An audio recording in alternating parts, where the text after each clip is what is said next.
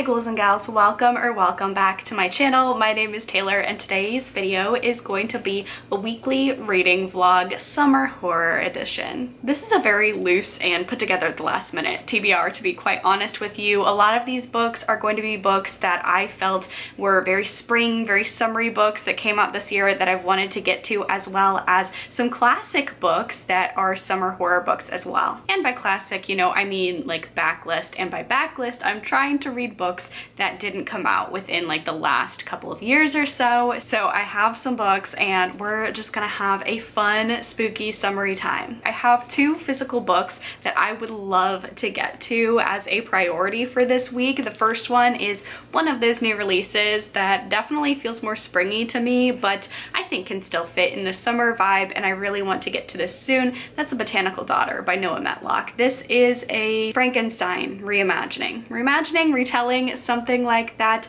about a couple who wants to create a daughter of their own. They are queer and it takes place in Victorian London, so they can't exactly adopt a daughter even though they want to be parents, so they try to create their own, and the story kind of takes off from there. So this is going to be one of the books that I'm prioritizing this week. And then for the backlist side of things, I would love to pick up Floating Dragon by Peter Straub. I have never read from this author before, and he is one of those heavy hitters in the horror genre, and I've heard this book is summery, I believe. I'm not quite sure. I think it is, fingers crossed, because we're going for the summery vibes this vlog, but I have heard this takes place in the summer and it's about a group of friends fighting evil in their small town, and I believe this is like a inspiration, if not inspiration, like a comp title to Stephen King's It, which is one of my favorite books. So I figure what better place to start with this absolutely prolific author than this story. This one came out in 1982, so this is definitely going to be one of our backlist selections for the week. That's already a lot of pages to read, but if I have time, I would love to get to Supplication by Nour, Abi-Nakhoul. This one also just feels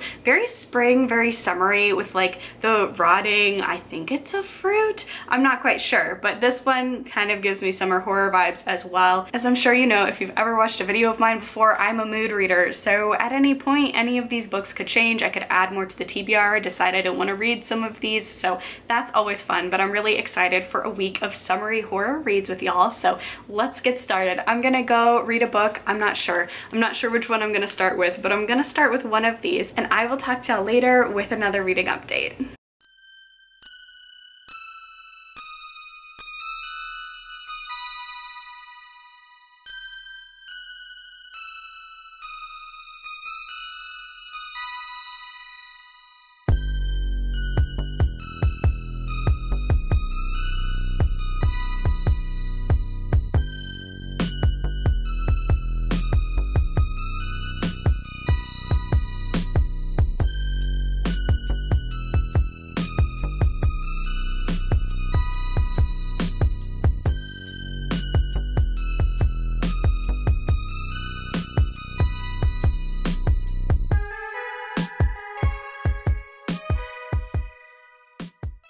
Happy Tuesday. I have a kind of unfortunate first update for spooky summer. I finished Supplication. It was a short one, less than 200 pages, and I unfortunately really did not like this one. Let's take a moment to appreciate the cover and how cool and summery, and it's a really intriguing cover to me. The concept was intriguing as well. I typically love books that are described as fever dreams, and I really like weird horror. However, this one just unfortunately missed the mark for me. The synopsis of this one is about our main character. She wakes up like chained to a chair in a basement, and it goes off from there. And the way that this is described as a fever dream, first of all, I totally agree with that. And the way that it doesn't really work for me is because if a book is like a fever dream, I need it to be a dream that you have, that you become lucid in the dream and you can control a little bit and you understand what's going on, and things still still kind of makes sense. There's dream logic, but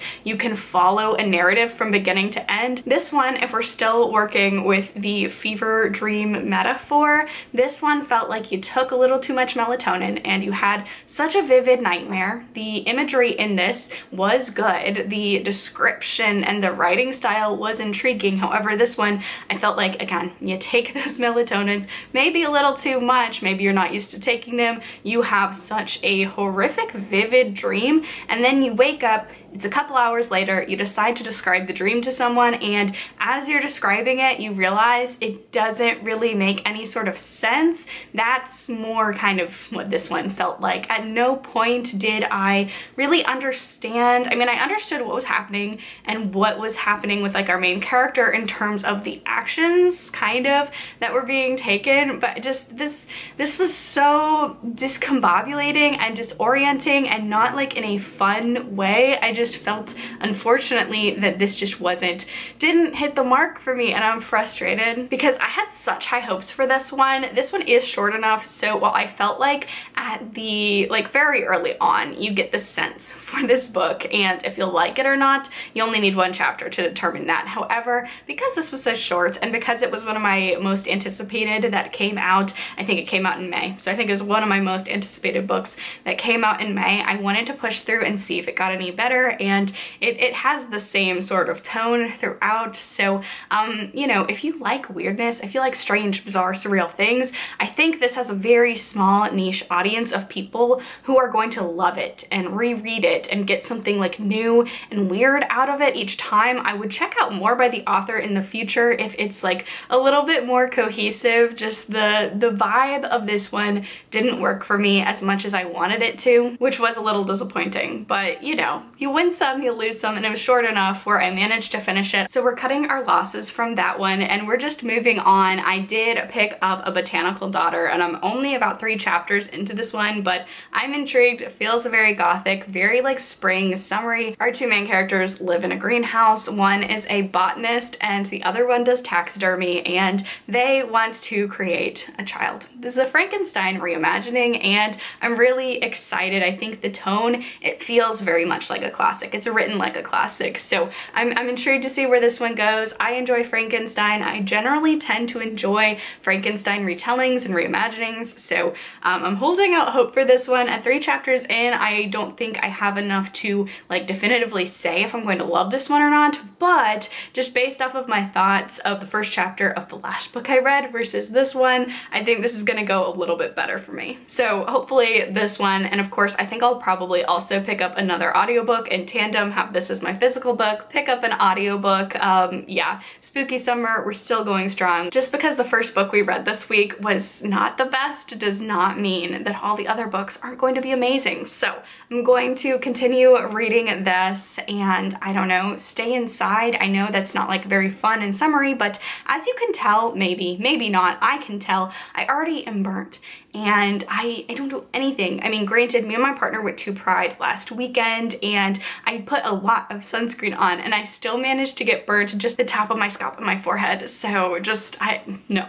Spooky summer is an indoor thing for me. We're not going outside and braving the, what is it, 90-degree heat. No. No, we're staying inside. We'll put on a spooky ambiance and keep reading some good summery horror, but that's really all I have for you. You know, it's June and I got burnt pretty much the only time I ventured outside for more than 30 minutes. So that's great. My Irish genes are staying real strong. So that's gonna be it for this update clip. I will update you tomorrow with another spooky summer update.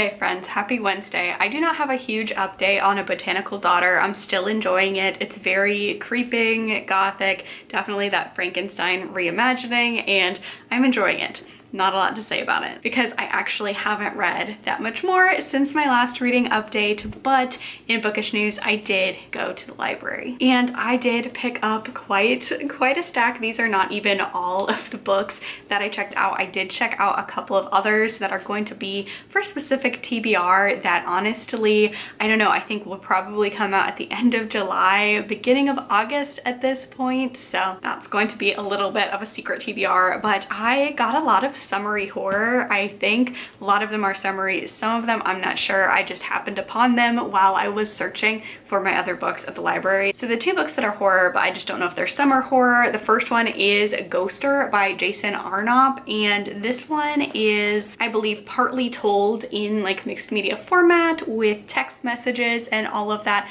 We're following the main character who gets ghosted by someone, and as she's trying to figure out like why he ghosted her, she starts getting weird texts, weird calls, weird messages. So I feel like especially when I first started booktube, when I was starting to get into horror, I feel like I saw this one around quite a bit, so I picked it up. And then I was actually looking for another Ronald Malfi title, but they didn't have it. They did have Floating Staircase, which I have never heard of. Heard of the author, and this one seems like a haunted house novel, so while they didn't have the one that I wanted from this author, I figured why not check this out. I enjoy a good chunky horror, especially when it's haunted house horror. This is also backlist. It came out in 2011, so both of these books are a little bit on the backlist side, which I had mentioned that I kind of want to prioritize this summer a little bit. And then in regards to summery horror books, I finally managed to get my hands on My Heart is a Chainsaw by Stephen Graham Jones. This is like an ode to summer slashers and classic slashers, so this one I'm tabling potentially. I don't think I'm going to get to it this week, but definitely I think Summerween's coming up, so that could be fun. Another Summerween pick that I feel like I'm definitely going to read is You're Not Supposed to Die Tonight by Caitlin Barron, and this one has been on my TBR so many times, and I almost read it in February, but then I decided that it would be perfect for Summerween, and it does fit a number of Summerween prompts, which is coming up at the beginning of July. So this is another summer slasher inspired book that I think would be perfect for Summerween, and these two books I'll definitely be reading for Summerween or just in the summer. But the last book that I got in the little library haul is The Elementals by Michael McDowell. I've never read anything by this author. I would like to change that. He is, I think, most famous for he wrote Beetlejuice and The Nightmare Before Christmas, those screenplays, and he also has a number of books as well, and I have heard that this one screams summer. There's an introduction to this one from Michael Rowe, and it says, rereading Michael McDowell's The Elementals again. After my first reading of it more than 30 years ago, what immediately returned to me was the vivid, annihilating heat of the Alabama summer. So this one is a haunted house story, and it's definitely summery. So we are going to be reading this one as well this week because spooky summer. It is also a great deal shorter than Floating Dragon. I still want to pick up Floating Dragon. I'm going to try and pick that up. I think once I'm finished with A Botanical Daughter, I'll pick that up towards the end of this week, getting into the weekend. So I will be picking this one up as well, and my light is just rapidly disappearing. So that is going to be it for this little update. Not really a lot of bookish updates, but just some, I guess, clerical updates, Summerween updates, and then showing y'all some of the fun books that I got at the library. So I'm going to go get to reading, and I will talk to y'all tomorrow with another reading update.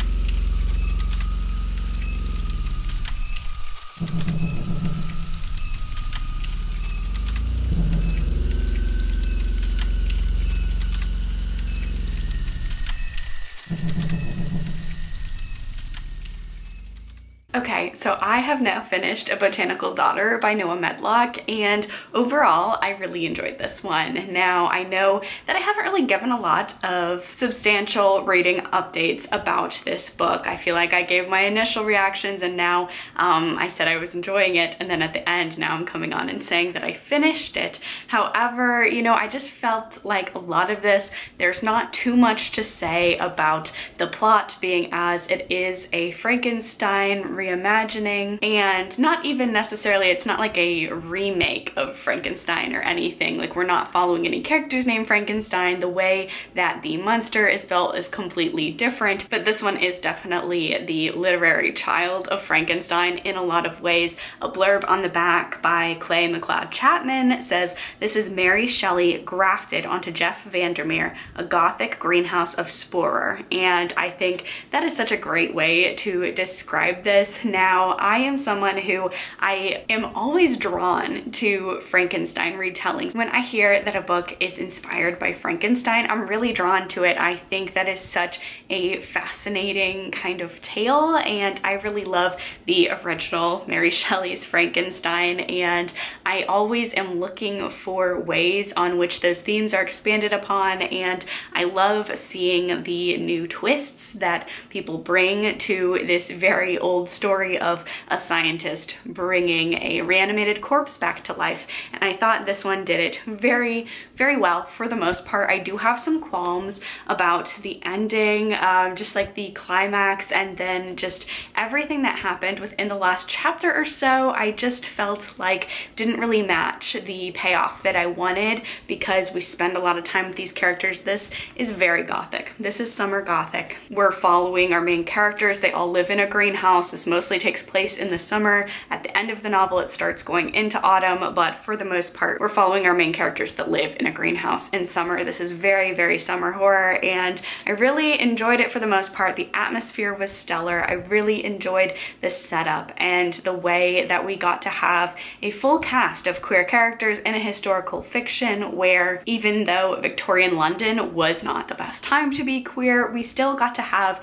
little moments of joy between our two main characters, Simon and Gregor, and they combine, they collaborate, because Simon does a lot of taxidermy for a living and Gregor is a botanist, and the way that they build their botanical daughter is so interesting. This, I think, definitely delves more into the actual process of putting together the botanical daughter than Frankenstein did. We also got to see the scientific process in every step of the way, and I thought it was really cool that instead of just taking a dead body and reanimating it in some way, they used a dead body, but they also used mycelium and different like fungal and plant matter to kind of create and kickstart this botanical daughter. So I thought all of that was so cool. The ambience is great. If you're looking for a summer gothic, definitely I would recommend you pick this up. I just had some issues in the end of this book with how things wrapped up, in particular for one of our main characters, and just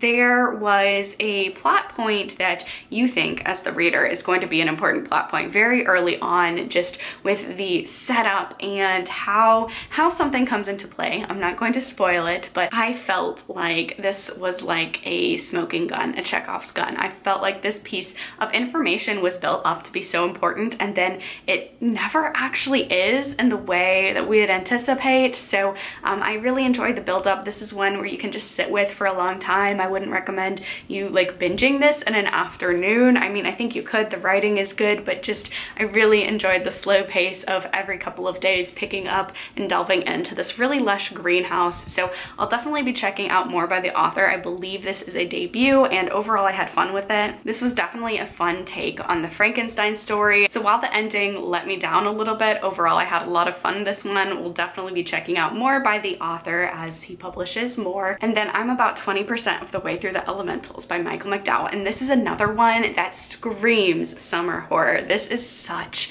a great book. If you are craving a book that feels like summer, the heat is oppressive, the ambiance is there. We are following two families, the McCraes and the Savages. This book kickstarts with the matriarch of the Savage family dying, and we follow in the prologue her funeral. Something weird happens at the funeral that really shocks you into the story, and then the two families, what is left of of the Savages and the McCraes, they decide to travel to their beach vacation homes that they have each been going to for such a long time. They each have a Victorian beach house on the Gulf Coast in this little town of Beldame. I say town because it's kind of like a little island, but there are only 3 houses on it. They're all creepy Victorian Gothic houses, and one of them belongs to the Savages, one belongs to the McCraes, and the third one does not belong to anyone at all, and it's creepy. And even though this third house has long been uninhabited, that doesn't mean it's empty. So as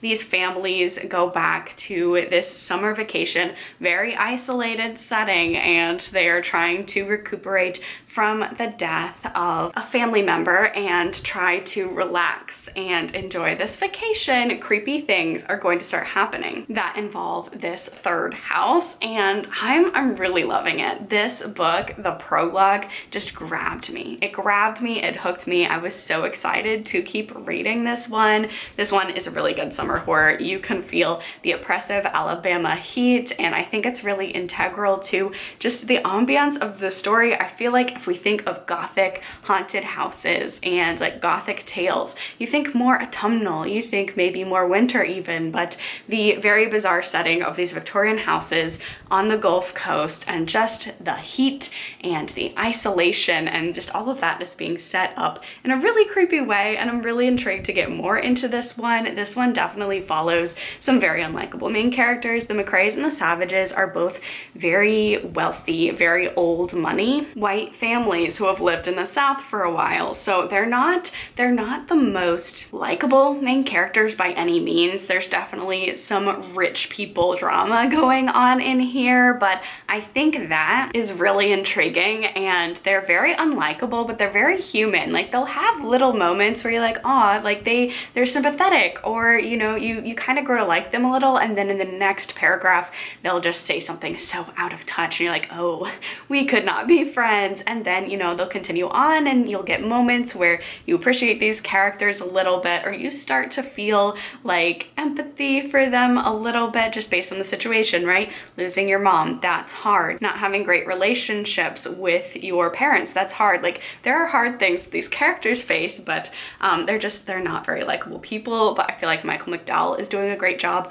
of writing unlikable characters that are likable to read about, if that makes sense. So like I mentioned before, I'm 20% of the way through this one. This is just over 200 pages, so I'll definitely be finishing this up either today or tomorrow, and I'm just really excited to find out what happens, find out about this house. There has been one scene so far with the house that I'm just so intrigued to find out more, so cannot wait. We'll continue to read this one this weekend. And then like I promised at the beginning of this vlog, we're also going to be getting into Floating Dragon by Peter Straub, and this one is almost 600 pages, so it's a thick one, but I just feel like it's going to be a great summer horror. I flipped through like the prologue because I noticed that it had dates, and this one, at least the prologue, takes place in May, so I think this one will be a really good summer horror as well. I'm excited for my first Peter Straub. I've heard amazing things about this author, and I've never picked up anything by this author, which I know, blasphemy, me having read so many horror books and not a Peter Straub yet, but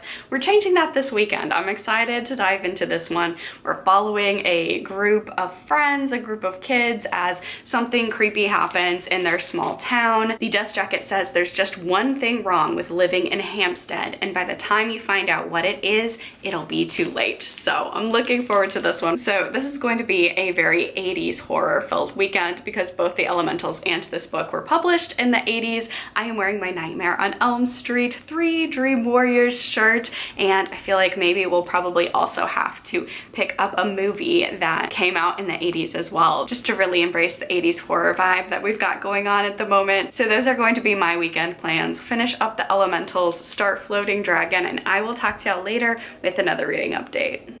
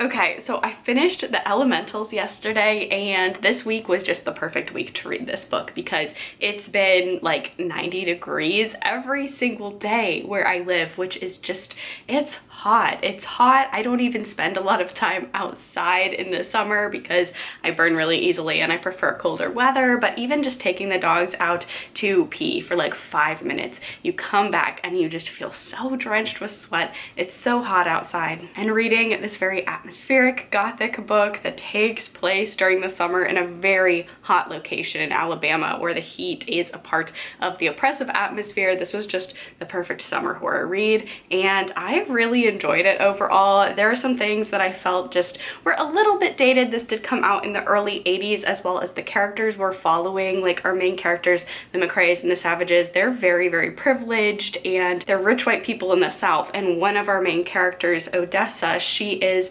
their servant. Like, they pay her well, they feel like they treat her well, and you can tell that the family believes that they like love her as much as any other member of the family, but she is a paid servant, and there's a power imbalance there, and just that really dove into like the magical black person trope, which just is, it's unfortunately very common in horror, I feel like, during the 80s. And Odessa could have been a really cool character, and I feel like if this story was written today, I feel like her character would have been cooler, would have had more agency, because she does end up being a pretty big part of this story. However, just due to the time period, it's very dated, and she does fall into that trope, so just a heads up for that. Overall, I really enjoyed the story, and the pieces that were more dated did not like take over the story for me. There are moments where I was cringing, but I have read books that were, you know, older horror books that just were way worse in terms of dated concepts, so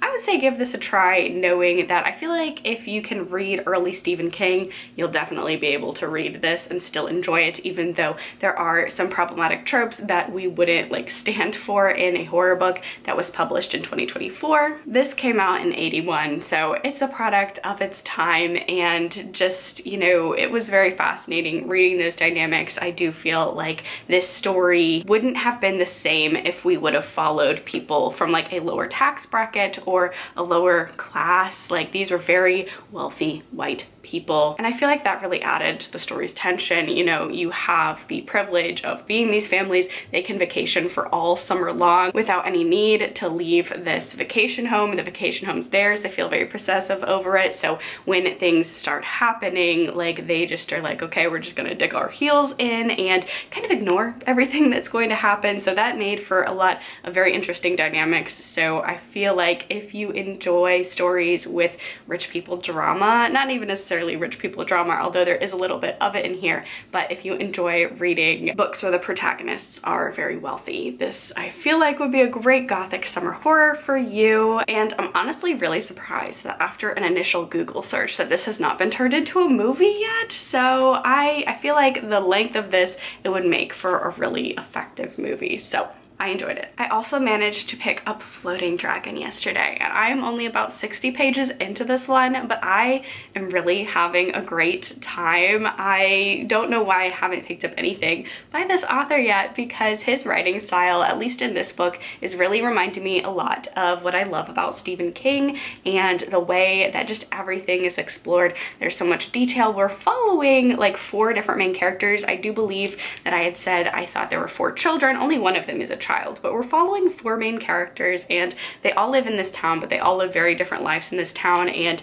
you're kind of seeing how their lives intersect and they don't know it. And when evil comes to this town, like just the slow creeping sense, this is in a lot of ways in the first 60 pages reminding me of Salem's Lot, like the beginning of that book. We're slowly following the whole entire town, like a very mundane day, a week, a month in this town, and then when something horrific happens, then we see the everyday routine slowly begin to unravel. And I think this is going to be such a story. So I'm not very far in this one at all, but I'm having a great time so far. I'm really having a great time, and that makes me even more excited to pick up other things by this author. I also have Ghost Story checked out at the moment by Peter Straub, but I've heard that one is a really good winter horror read, so I think I'll hold off on that one. That's why I decided to pick up Floating Dragon for my first Peter Straub book, because I have heard so many good things about Ghost Story in particular, but I'm really trying to read more summary reads and like read a little bit more seasonally to really capture that extra ambiance. So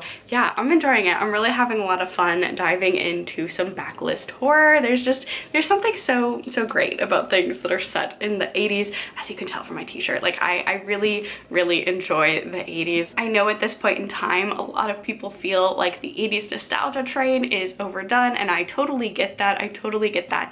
But my parents like grew up and were teens and young adults in the 80s, and so just having an appreciation for them showing me all of the media that they loved as teens and tweens for me growing up, that was very nostalgic for me. And then, you know, just diving into different horror classics and stuff during this time. A lot of my favorite movies are from the 80s, and I don't know why this is, but even like a lot of bad movies, like objectively bad movies from the 80s, I just tend to enjoy more than bad movies that are coming out right now. I think part of it is just because in horror I tend to really love practical effects, and I do enjoy camp, and I just feel like 80s movies, even if they're like kind of bad, I can appreciate like the score and the practical effects or lack thereof, and appreciate just like the costuming and everything that like they weren't even paying attention to at the time, but it makes it like a historical fiction period piece. That's really fun. Last night I watched Killer Klowns from Outer Space. It's a wild movie. It's a cult classic. I understand why it's not good.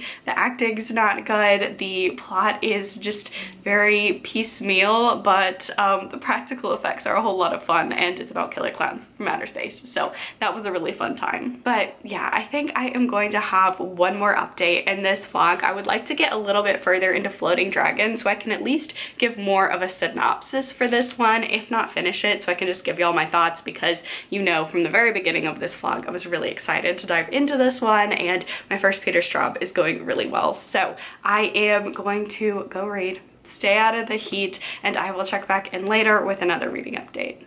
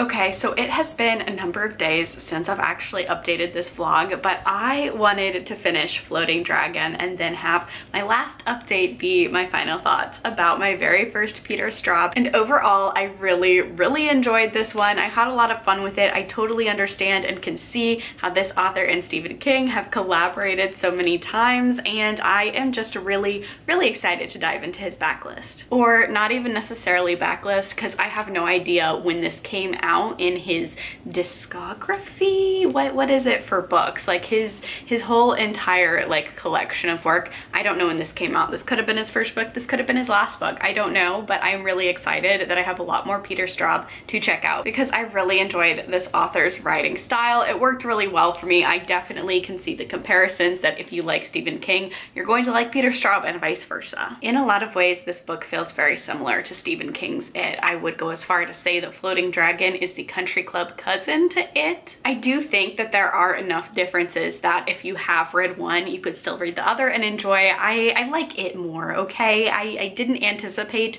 this one dethroning It as one of my favorite books, but I really do enjoy a lot of things that It does. Like I love the story of It, but I enjoy a lot of the different story elements in It as well. So this one, you know, it is following the small town of Derry. Derry is a very blue-collar town. We're following the town of Hampstead in here, and Hampstead is a lot higher of a tax bracket. It's a very, very wealthy and affluent town. In It, we follow a group of children, and the group of children are pretty much the only ones who understand what is going on. The adults in Derry either turn the other way or they're just very, very oblivious to it. Like even other children kind of sense something is wrong and it can lure them, and you know, the adults are very, very oblivious, and it's really gets swept under the rug in a very sinister way. In Hampstead, everyone starts to see very early on that something is going horribly, horribly wrong, and that provides a different element of fear, and both of them were very effective and interesting, but just like a different makeup of the town and how people realize something is going wrong and are like combating it, because the inaction of a lot of people in here is very supremely jarring. So, you know, Derry, we had that group of children that are just so lovely. I love the group dynamic of the Losers Club. This one we follow 4 different characters, and 2 of them are about in their 30s. One of them is in, I believe, his 70s or 80s, and then the other one is a 15 to 16-year-old boy. So they are all like very different members of the town, and they come together. They are connected in a way, but they never feel like, I never felt that found family and really strong love and care that the Losers Club had. So I think just like our main characters in the breakdown and combining them into a group was a little less effective in this one. But overall, both books deal with a very cyclical evil that comes back every 30 years or so and then wreaks havoc on the town and takes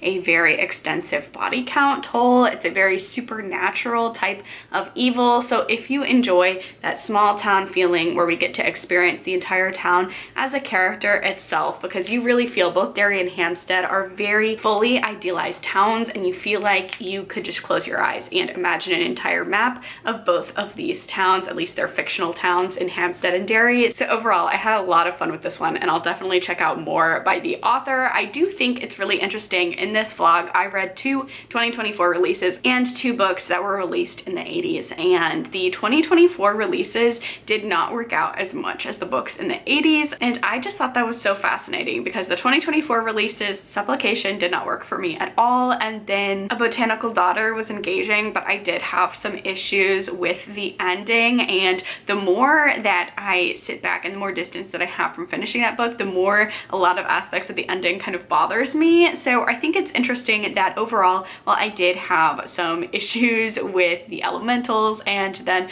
Floating Dragon, I mean, Floating Dragon, the biggest thing is this book is so incredibly long, and I feel like if you're a person who doesn't like exploring every single aspect of the town, getting to know every single character, this is going to be a slog for you. But I found it interesting that overall my experiences with the books written in the 80s were better, and I think a large part of that is to deal with hundreds of books come out every single year. I feel like, at least from major publishers, and I do try more to dive into smaller publishers and indies as well, but I feel like I'm pretty like knowledgeable about all of the horror releases that are coming out this year. It's a ton of books, but especially with traditional publishing, I feel like I kind of know what all's coming out, and it's a lot every single month. And I think the reason why that the books from the 80s just worked a little bit better for me is both of those books were published more than 40 years ago. I know that more books are being published every single year as it just gets easier to print books, and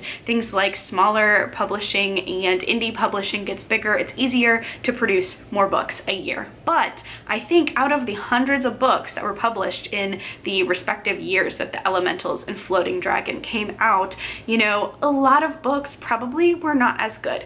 But I think it makes for a better reading experience. You already know that these books that get recommended that are from the 80s are probably a little bit better than a lot of their counterparts that come out in the 80s. Like Floating Dragon came out 81. I am sure there were hundreds of books that came out in 1981, but there are reasons why we're still talking about Peter Straub 40, 50 years later. So I'm really curious to see, I guess, as I get older and looking back on years that I really knew a lot of publishing, like a lot of books that came out, I'm curious to see, like even just looking at like 2020, I'd love to go back and see what books in 2020 we were all talking about, and then what books that came out in 2020 we're still talking about, because that's only 4 years ago, but I think it's going to be interesting to see which books really stand the test of time in that way. So just some food for thought. I just feel like I've not been having the best luck with 2024 releases. That was a big reason why I wanted to do this summer horror vlog and just pick up books that were very summer centric. By the way, Floating Dragon, I wouldn't say it's the most atmospheric in terms of summer. I still think like Derry and Stephen King's It, that has such a summer atmosphere, and that's such a fun book to recommend to read like all summer long because it is very chunky. This one also, I would feel like the Hampstead vibes of like golfing and tennis and leisure.